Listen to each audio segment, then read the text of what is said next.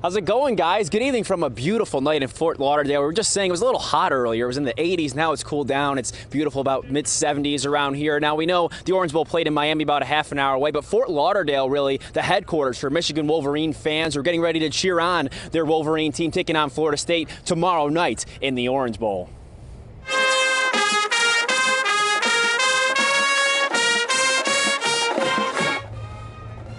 Yeah, you can hear those sounds today. It's the third time they've had a pep rally for the Orange Bowl like this in program history, but the first time they've ever done it on a beach. So pretty neat to see, pretty cool scene out there. The whole entire marching band was playing. Jack Harbaugh, Jim's father, was giving one of those speeches where it made me want to go out and play football. Again, the fans reiterating who's got it better than us. He kept on saying that one or two times as the sand, the sun, and the waves blended pretty nicely with that maize and blue.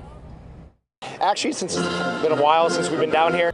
We'll have much more to come later on tonight at 10 and 11. It's been a pretty exciting day for everybody, really, and we'll talk to Jack Harbaugh later tonight, too. He had some great things to say. Very unique fans out here. You got to tune in for that later on tonight. As for the weather, guys, it's just perfect out here, as I mentioned. And Sadie was asking me on Twitter. I did go with the shorts, and, yeah, the toes in the sand doesn't get much better than that. So hope you all enjoy the snow up there while we enjoy it down here. Maybe you can feel it just a little bit through your TV screens tonight. Reporting live here from Fort Lauderdale in Florida, I'm Tom Eschen. NBC 25 News at 6. We'll be right back.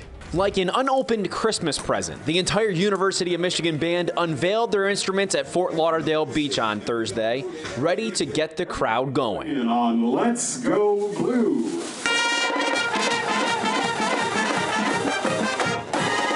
And something you'd expect, Jim Harbaugh's father, Jack Harbaugh, played his part very, very well. He got those longtime fans going, including some former players in the crowd. Otis Williams bleeds blue. He played back in the late 80s, but so does his young son, Javon. What do you like about Michigan? I just like the football. Like, it's a beautiful school. I've been to the Big House numerous times when I was a kid. And there are plenty of those fans out there, like Javon and his father and the rest of the alums. But what made this crowd interesting were the fans you wouldn't even expect. Yes, two green and white Michigan State shirts in the middle of all that maize and blue. I mean, you got to always have pride. I also personally have nothing blue in my wardrobe. Yeah. Have you got any booze or anything people still say anything to you today? No. I think there's been too many years of us beating them for them to really start talking yet.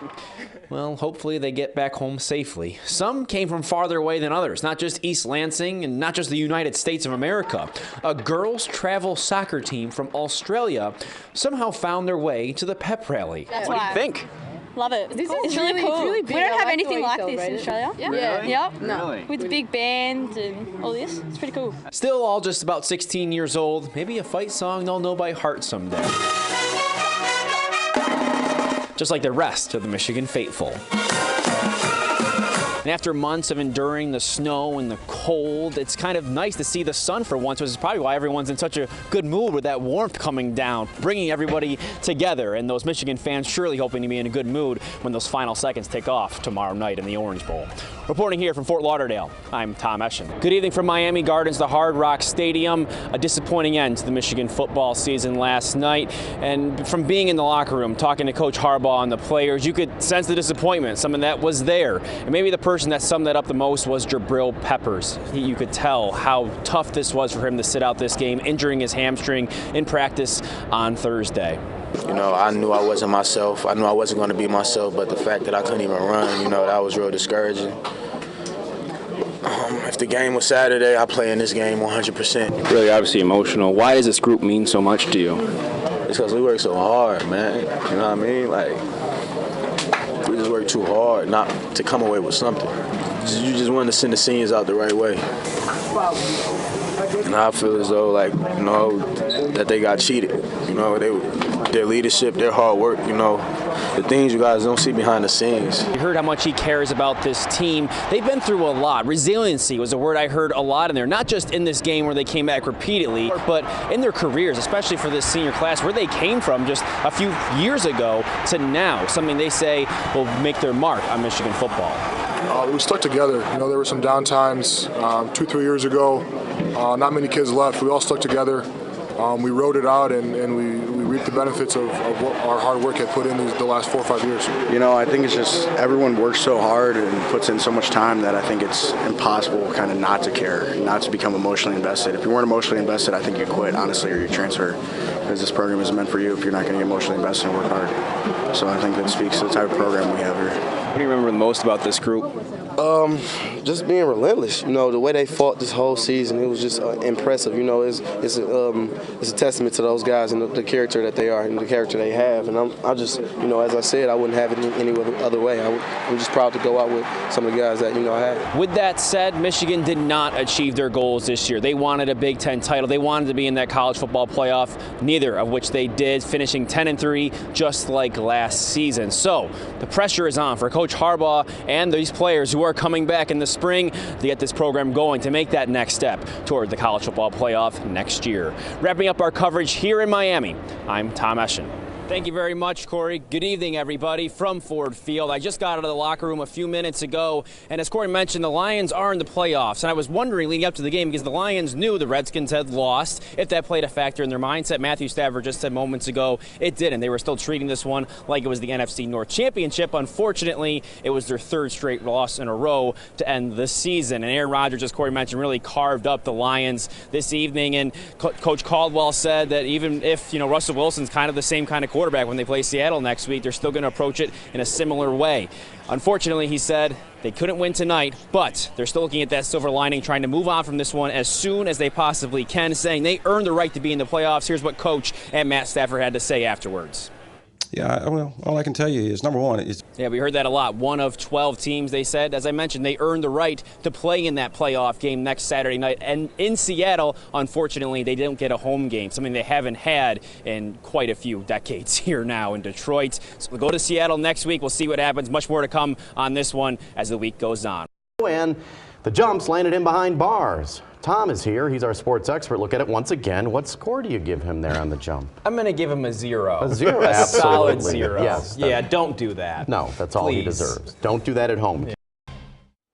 Good evening, I'm Tom Eschen. Well, many are looking forward to the Detroit Pistons playing in the new Little Caesars Arena next year in Detroit, but apparently the team is thinking too far ahead, because right about the time that was announced, they started a streak of losing 5 of their last 6 games at home. Detroit just a game and a half out of a playoff spot, a spot Indiana holds. Pacers head coach Nate McMillan likes that.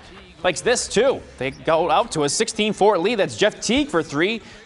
Stan Van Gundy just not happy with that. Indiana up 10. A little bit later, down 12. Here we go. Reggie Jackson finds Andre Drummond, waits for it, and he scores. 10-point lead. Pacers led by 6 at the half. We go to the third. How about another little pick and roll? Now that is pretty nice. Alley-oop. Drummond at 20 and 14. It's tie game. A little bit later, Ish Smith from the corner for 3. The Pistons take an 82-81 lead, but Paul George, he just kills the Pistons. 32 points. He went 10 for 17. The Pacers shot 56%. The Pacers beat the Pistons tonight, 121-116. Moving on to high school, sometimes you just need a Capri Sun. The proper form of how to drink it right there. You squeeze it all the way until the very last drop. Good job. Arthur Hill playing Midland tonight, Saginaw Valley League. Face you might recognize back in the Lumberjacks uniform, Will Rogers, who went to Valor Christian in Colorado to get football exposure. A lot of D1 offers for football, playing pretty well tonight. Arthur Hill, a big early lead. Jaquani Moore, unreal hesitation there. What a move, and he wants the foul to go along with that. I'm not sure if that's better than this, though. Dion Harding on the fast break elevates. He got way up. Midland would battle in the third, but Arthur Hill wins it 48-34. And more Capri Sun.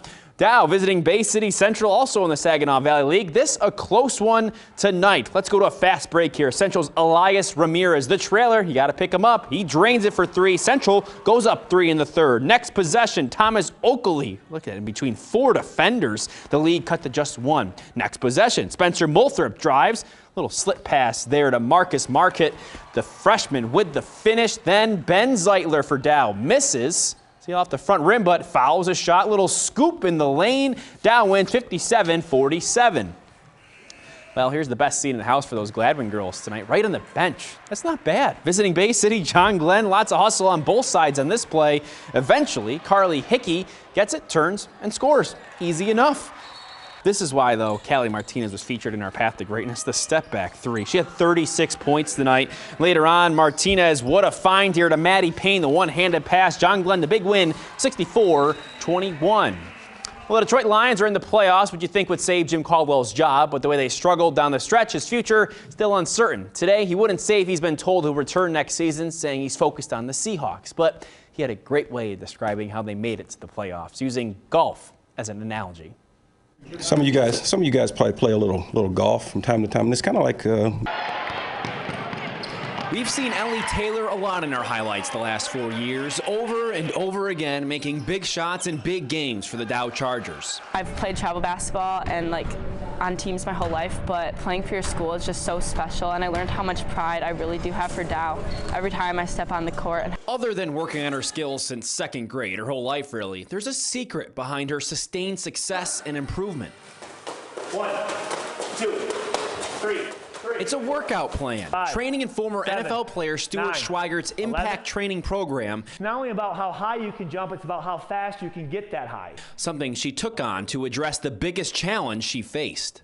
When I came into high school and I was a freshman, I was 14. I was going against 18-year-olds. So they're all way bigger, faster, stronger than me. And I realized if I wanted to be at the top of my game, I needed to raise my athleticism, get bigger, faster, stronger. Run. Obviously, there's some that are born more athletic than others, but it still takes work. And you can become a better athlete. It just takes a lot of time. And it takes, the biggest thing I talk with my athletes is consistency.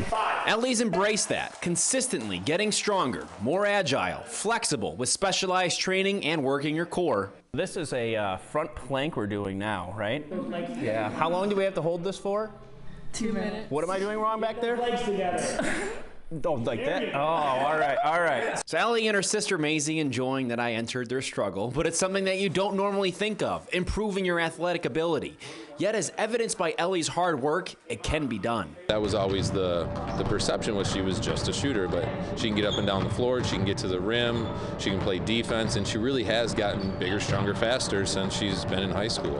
And because it's something she's been doing for so long, it has her ready for the next level. Because athleticism is so important in college, and a lot of college coaches will talk about how much they look for it, as much as they don't want to say it. It's really important. So I think that definitely helped me get to the next level, just working on that stuff.